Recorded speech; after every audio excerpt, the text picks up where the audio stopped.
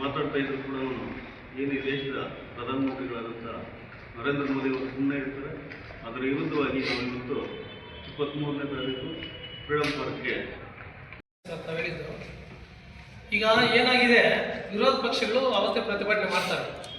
ಕಾಂಗ್ರೆಸ್ ಆಗಿರ್ಬೋದು, ಅವರು ಒಬ್ಬ ಒಕ್ಕೂಟದ ಸದಸ್ಯರು. ನೀವು ಹೊರಗಡೆ ದೇಶಾದ್ಯಂತ ಎಲ್ಲ ಮಾಡ್ತಿದ್ದೀರಾ, ಇದು ಸ್ವಾಗತ ಅಂತ. ಸಂಸತ್ತಿನ ಒಳಗಡೆ ಇದ್ರ ಬಗ್ಗೆ ಕಾರ್ಯಕ್ರಮಕ್ಕೆ ಬೆಂಬಲವಾಗಿ ನಾವು ಹೋಗ್ತಾ ಇದ್ವಿ. ಅದಕ್ಕಾಗಿ ಇವತ್ತು ಪ್ರೆಸ್ ಮೀಟನ್ನು ಹಮ್ಮಿಕೊಂಡಿದ್ವಿ. ಸ್ವಾಗತಿಸಿದಂಥದ್ದು ಏನು ಕಳೆದ ಕೇಂದ್ರ ಸರ್ಕಾರದ ಸಂಸತ್ ಅಧಿವೇಶನದಲ್ಲಿ ಜವಾಬ್ದಾರಿಯನ್ನು ಹೊತ್ತು ಉನ್ನತ ಸ್ಥಾನದಲ್ಲಿರ್ತಕ್ಕಂಥ ವ್ಯಕ್ತಿಗಳು, ಅಮಿತ್ ಶಾ ಅವರು ಕೇಂದ್ರ ಸರ್ಕಾರದ ಗೃಹ ಮಂತ್ರಿ, ಸಂವಿಧಾನದ ಕುರಿತು ಚರ್ಚೆಯಲ್ಲಿ ಮಾತನಾಡಿ ಭಾಗವಹಿಸುವ ಸಂದರ್ಭದಲ್ಲಿ ಅವರು ಒಂದು ಮಾತನ್ನು ಹೇಳ್ತಾರೆ ಬಾಬಾ ಸಾಹೇಬ್ ಅಂಬೇಡ್ಕರ್ ಬಗ್ಗೆ. ಅವ್ರು ಹೇಳೋದು, ಇತ್ತೀಚೆಗೆ ಅಂಬೇಡ್ಕರ್ ಅಂಬೇಡ್ಕರ್ ಅಂಬೇಡ್ಕರ್ ಅಂಬೇಡ್ಕರ್ ಅನ್ನೋ ಹೆಸರು ಫ್ಯಾಷನ್ ಆಗಿಬಿಟ್ಟಿದೆ, ಇದೊಂದು ವ್ಯಸನ ಆಗಿಬಿಟ್ಟಿದೆ. ಅದರ ಬದಲು ದೇವರನ್ನ ಸ್ಮರಣೆ ಮಾಡಿದರೆ 7 ಜನ್ಮಕ್ಕೂ ಸ್ವರ್ಗ ಸಿಗ್ತಾ ಇತ್ತು ಅಂತಕ್ಕಂಥ ಮಾತನ್ನ ಹೇಳ್ತಾರೆ. ಇದು ಎಷ್ಟು ಮಟ್ಟಿಗೆ ಸರಿ ಅಂತ ನಾವು ಅವ್ರನ್ನ ಪ್ರಶ್ನೆ ಮಾಡ್ತಾ ಇದ್ದೀವಿ. ಈಗಾಗಲೇ ದೇಶದಾದ್ಯಂತ ಪ್ರತಿಭಟನೆಗಳು ನಡೆದಿದ್ದಾವೆ, ಬಂದ್ಗಳು ನಡೆದಿದ್ದಾವೆ, ಧರಣಿಗಳು ನಡೆದಿದ್ದಾವೆ. ಕೂಡಲೇ ಅವರು ರಾಜೀನಾಮೆ ಕೊಡಬೇಕು, ಮತ್ತು ಅಂಬೇಡ್ಕರ್ ಸ್ಟ್ಯಾಚ್ಯೂ ಹತ್ರ ಮಂಡಿಯೂರಿ ಕ್ಷಮೆ ಕೇಳಬೇಕು, ದೇಶದ ಜನತೆ ಕ್ಷಮೆ ಕೇಳಬೇಕು ಅಂತ ಒತ್ತಾಯಗಳು ನಡೆದಿದ್ದಾವೆ. ನಾವು ಕೇಳೋದು, ಈ ದೇಶಕ್ಕೆ ದೊಡ್ಡ ಸಂವಿಧಾನ ಬರ್ಕೊಟ್ಟಿರ್ತಕ್ಕಂಥ ಬಾಬಾ ಸಾಹೇಬ್ ಅಂಬೇಡ್ಕರ್ ಅವರು ಬರೆದಿರ್ತಕ್ಕಂಥ ಸಂವಿಧಾನದ ಅಡಿಯಲ್ಲಿ ಇವತ್ತು ಕೇಂದ್ರ ಸರ್ಕಾರ, ರಾಜ್ಯ ಸರ್ಕಾರ, ಇವತ್ತು ಗ್ರಾಮ ಪಂಚಾಯತಿವರೆಗೂ ಆಡಳಿತ ನಡೆಸ್ತಕ್ಕಂಥ ವ್ಯವಸ್ಥೆ ಇರ್ತಕ್ಕಂಥದ್ದು.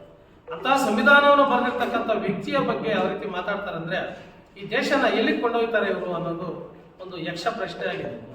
ಇವತ್ತು ಮೌಢ್ಯದಲ್ಲಿರ್ತಕ್ಕಂಥ ಈ ದೇಶ ಸಂವಿಧಾನದ ಅಡಿಯಲ್ಲಿ ಪ್ರಜ್ಞಾಪೂರ್ವಕವಾಗಿ ಎಲ್ಲರೂ ಎಚ್ಚರಿಸಿಕೊಂಡು ಕಾನೂನನ್ನು ತಿಳ್ಕೊಂಡು ತಮಗೆ ಬರಬೇಕಾದಂಥ ಹಕ್ಕುಗಳನ್ನು ಪಡೀಲಿಕ್ಕೆ ಒಂದು ಅವಕಾಶವನ್ನು ಸಂವಿಧಾನ ಕೊಟ್ಟಿದ್ದಾರೆ. ಇದೇ ಅಮಿತ್ ಶಾ ಅವರು ಇದೇ ಗುಜರಾತಲ್ಲಿ ನಕಲಿ ಎನ್ಕೌಂಟರ್ ಕೇಸಲ್ಲಿ ಗಡಿಪಾರಾಗಿದ್ದಂಥ ವ್ಯಕ್ತಿಗಳು, ಅವರು ಇವತ್ತು ಹೋಮ್ ಮಿನಿಸ್ಟರ್ ಸೆಂಟ್ರಲ್ ಅಲ್ಲಿ ಆಗಬೇಕಾದ್ರೆ ಸಂವಿಧಾನದಲ್ಲಿ ಕೊಟ್ಟಿರ್ತಕ್ಕಂಥ ಕಾನೂನೇ ಅವ್ರ ಕಾರಣ. ಅದನ್ನು ಮರೆತು ಅವರು ಈ ರೀತಿಯಾದಂಥ ಅಂಬೇಡ್ಕರ್ನ ಕೀಳಾಗಿ, ಮತ್ತೆ ದೇವರು ವರ್ಸಸ್ ಅಂಬೇಡ್ಕರ್ ಅನ್ನೋ ಒಂದು ಪದಾನ, ವಿವಾದಾತ್ಮಕವಾದಂಥ ಪದಾನ ಅವರು ಬಿಟ್ಟು ಇವತ್ತು ಜನತೆಯ ಕೆಂಗಣಿಗೆ ಗುರಿಯಾಗಿದ್ದಾರೆ. ಆದ್ದರಿಂದ ನಮ್ಮ ದಲಿತ ಸಂಘಟನೆಗಳ ಒಕ್ಕೂಟದಿಂದ ರಾಜ್ಯ ಸಮಿತಿ ಇದೇ ತಿಂಗಳ 23ರಂದು ಫ್ರೀಡಂ ಪಾರ್ಕಲ್ಲಿ ಬೃಹತ್ತಾದಂಥ ದೊಡ್ಡ ಹೋರಾಟವನ್ನು ಹಮ್ಮಿಕೊಂಡಿದ್ದಾರೆ. ಈ ಒಂದು ಹೋರಾಟಕ್ಕೆ ಇಡೀ ರಾಜ್ಯಾದ್ಯಂತ ದಲಿತ ಸಂಘಟನೆಗಳೆಲ್ಲ ಸೇರಿ ಅವತ್ತು ಪ್ರತಿಭಟನೆ ಮಾಡಿ ಹಕ್ಕೊತ್ತಾಯಗಳನ್ನು ಇಟ್ಟಿದ್ದಾರೆ. ಏನು, ಕೇಂದ್ರ ಸಚಿವರು ಕೂಡಲೇ ರಾಜೀನಾಮೆ ಕೊಡಬೇಕು, ಜೊತೆಗೆ ಅಂಬೇಡ್ಕರ್ ಸ್ಟ್ಯಾಚ್ಯೂ ಬಳಿ ಅವರು ಕ್ಷಮೆಯನ್ನು ಕೇಳಬೇಕು, ಈ ದೇಶದ ಜನತೆಯ ಕ್ಷಮೆ ಕೇಳಬೇಕಂತ ಒಂದು ಹಕ್ಕೊತ್ತಾಯಗಳು ಇಟ್ಕೊಂಡು ಇವತ್ತು ಹೋರಾಟವನ್ನು ನಡೆಸಲಾಗ್ತಾ ಇದೆ. ಆ ಒಂದು ರಾಜ್ಯ ಮಟ್ಟದ ಹೋರಾಟಕ್ಕೆ ನಮ್ಮ ಚಿಕ್ಕಬಳ್ಳಾಪುರ ದಲಿತ ಸಂಘರ್ಷ ಸಮಿತಿಯಿಂದ ನಾವು ಕಾರ್ಯಕರ್ತರು ಮತ್ತು ಪದಾಧಿಕಾರಿಗಳು ಹೆಚ್ಚಿನ ಸಂಖ್ಯೆಯಲ್ಲಿ ನಾವು ಹೋಗಿ ಆ ಹೋರಾಟದಲ್ಲಿ ಭಾಗಿಯಾಗ್ತಾ ಇದ್ದೇವೆ. ಮತ್ತೆ ಇಡೀ ರಾಜ್ಯಾದ್ಯಂತ ಈ ಹೋರಾಟ ಕಿಚ್ಚನ್ನು ಹಚ್ತಾ ಇದ್ದಾರೆ. ನಾವು ಕೂಡ ಇಲ್ಲಿ ಬಂದ್ ಮಾಡಬೇಕು ಅಂತಕ್ಕಂಥ ಒಂದು ಉದ್ದೇಶ ಇತ್ತು. ಆದರೆ ಸಾರ್ವಜನಿಕರಿಗೆ ಮತ್ತೆ ಕೂಲಿ ಕಾರ್ಮಿಕರಿಗೆ, ಕೆಲಸಗಾರರಿಗೆ ಇದೆಲ್ಲ ತೊಂದರೆ ಆಗುತ್ತದೆ ಅನ್ನೋ ಒಂದು ಉದ್ದೇಶದಿಂದ ಇವತ್ತು ನಾವು ಪ್ರೆಸ್ ಮೀಟ್ ಮಾಡಿದ್ದೀವಿ.